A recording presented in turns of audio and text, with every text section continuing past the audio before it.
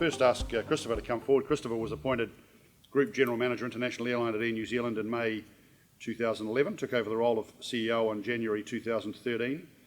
Prior to joining Air New Zealand, he was President and Chief Executive Officer at Unilever Canada. It was one of several senior leadership roles he had during an 18-year career at Unilever, where he worked in New Zealand, Australia, Asia, Europe and North America. So he's been flying most of his life, as I well know. Christopher, the floor is yours. Awesome. Gee, I've got to say up front, it's very, very difficult getting CEOs to talk for less than 10 minutes or 5 minutes. Yeah, we're like Fidel Castro, we can go for 7 hours.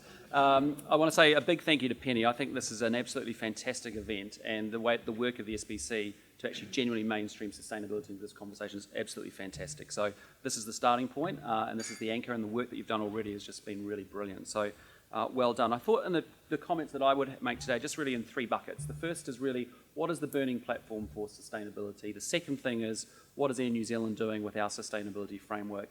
And then thirdly, talk a little bit about some of the governance things that we're bringing to that process that I think are quite unique and are challenging us as a business and as a leadership team. The first thing I'd say is, what's the burning platform? Because I think the comments are right, that we're still in the process of mainstreaming sustainability.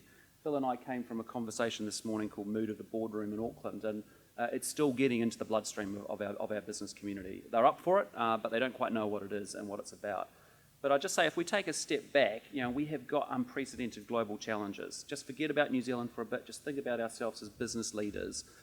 We really have some unprecedented challenges. We've got, as I was writing it down, climate change, rising temperatures, we've got population growth, 200,000 people added to the population every single day.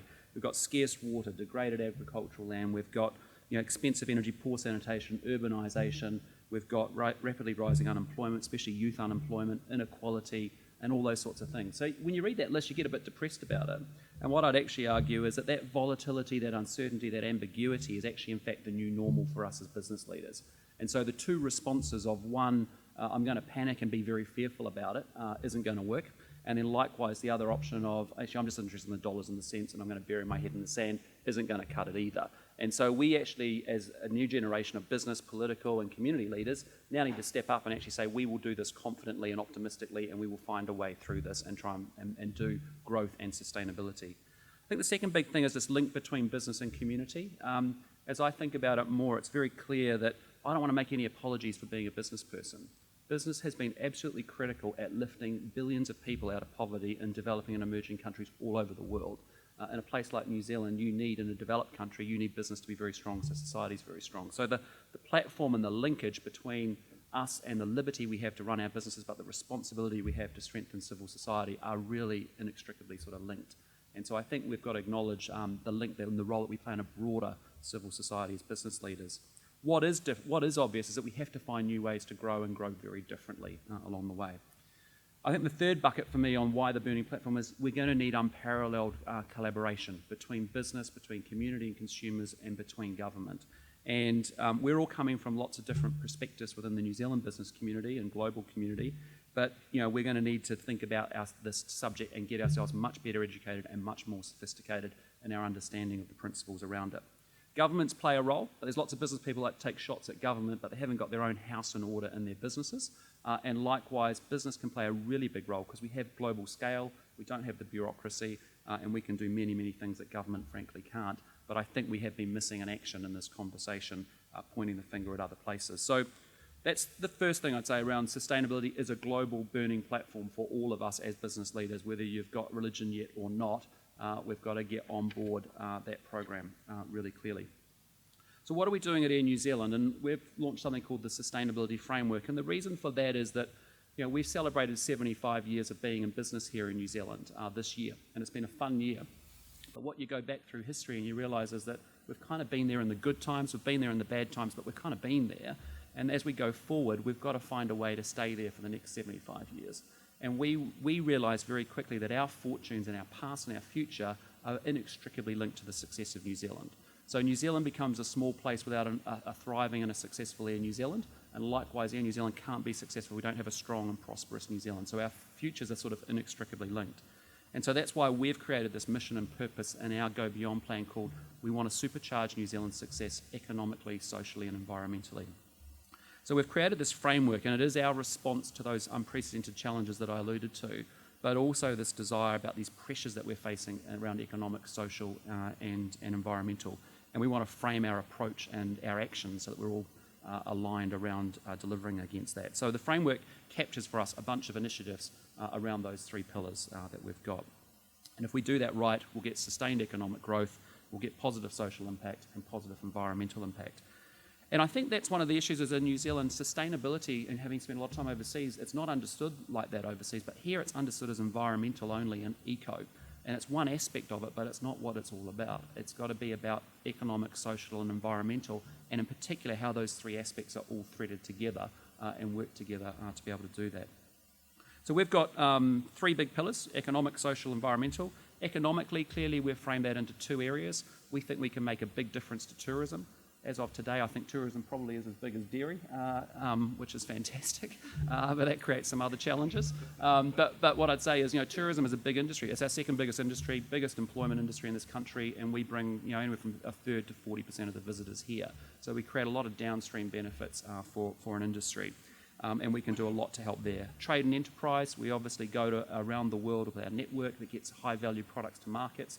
There's a lot more work that we could do with small, medium enterprises and helping them open up and unlock in new markets.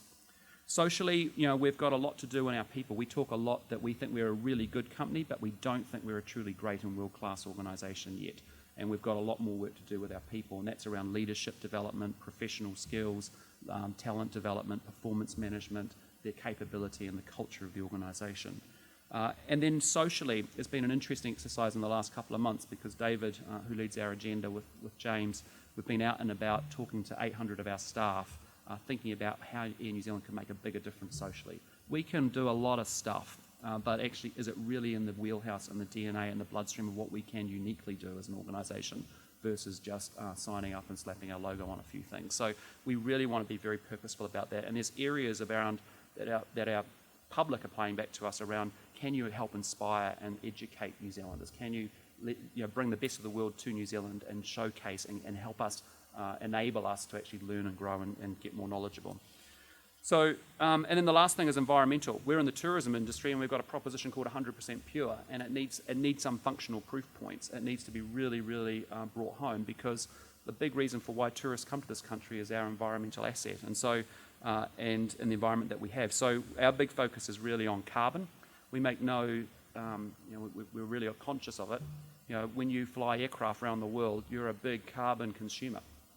Probably 2 to 4% of global greenhouse gas emissions are coming from the aviation sector. So great economically, really great in terms of people-to-people connection socially, big problem environmentally. So there's a lot that we can do around. We're spending $3 billion on new aircraft. We're operating our aircraft much more efficiently. We're doing a lot of things around waste management. We're with Fraser wanting to move all our fleet into electric vehicles as quickly as we possibly can. There's a lot that we can do around managing our carbon. And then the other big piece is biodiversity. And Lou's here and he knows a lot about this agenda. But I mean, we've got one of the richest and most diverse biodiversity environments in the world, and yet we're under threat big time. And so we've partnered with his organisation and really have a great public-private partnership on how can we do that. Now, on all of those things, I've skated through very quickly in the time, but we can, if you just start to unpack and start to take out those issues down and really think about how we solve for them comprehensively and how we work and partner with others to make them come to life, it's a lot of rich work that we've got to get into over the next wee while. And if we do that right, I mean, as a business guy, I'm sitting there going, sustainability and growth are two things. They're not choices. You actually got to do both of them. And what we're learning is when we reduce waste, we create efficiencies, we reduce costs that improves our margins. When we start to take the long view and we start to reduce risk in our supply chain, by the way we seek raw material supplies, we're really, through sustainable sourcing, we're really de-risking our business. And my experience is when you start thinking about product development, you get a lot of creative innovation along the way. So we just think we can make sustainability embedded into our business model as we've started to do. And the last thing I'll just say is that what we've also been doing is we've created this Air New Zealand Sustainability Advisory Panel, which you're probably aware of, some of you may be aware of. And the purpose of that is to create a world-class panel of eminent New Zealanders, but also global people who have real expertise on some of the subjects that we're going to find challenging and difficult to deal with. And so it's chaired by Sir Jonathan Porritt, founder of Forum for the Future.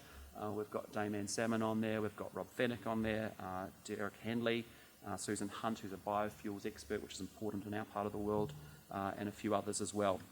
But that purpose of that panel, which meets 3 times a year, is to afflict the business. I sit on it, David sits on it as well with them, but it's as our critical friend to actually challenge, provoke, and push us to say, actually, not good enough, push harder in this space, redefine your social agenda much sharper, much better than what you've been doing. Yes, how are you going on these goals? And so that idea of having actually a critical friend that is there to provoke and push us has actually been really, really important. So that's probably it. I mean, the key thing to say is interdependence is going to be the way to work, right? We're going to need new ways of working, business with government. We're going to need to see New Zealand working with China. We're going to see large companies working with small companies. Heaven forbid it, we'll have Qantas working with Air New Zealand. We'll probably have WWF working with Greenpeace, would be novel too. So, there's a lot of collaboration and interdependence that's going to be needed as we go forward. But that's it in 6 minutes. Yeah.